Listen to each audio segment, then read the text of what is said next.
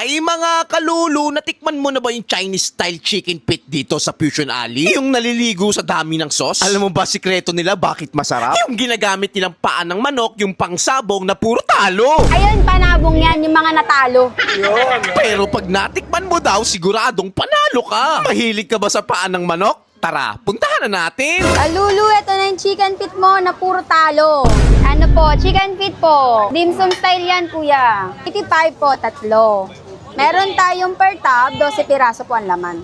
Dito lang yan sa Fusion Alley, corner Pinobal, UST po. Tapos, open po kami ng 4 p.m. to 12 midnight. Ngayon mga kalulo, nandito tayo ngayon sa Fusion Alley at nadaanan natin tong sikat na chicken feet na talaga pinupunta ng mga tao. Ito daw yung chicken feet na puro talo. Kahit kailan dito nanalo to, puro talo. Tingnan natin. Baka pag tinikman natin, maging panalo. No? Ayun, no?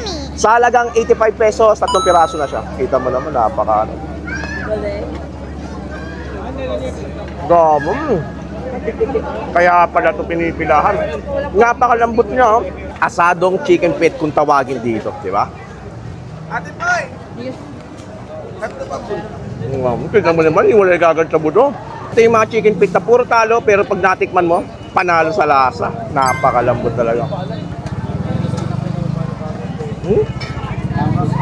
Hiwalay. Amy's Fit and Fit, yon. Isa to sa mga dapat yung daanan dito sa Fusion Alley na siguradong mapapalulu ka sa sarap.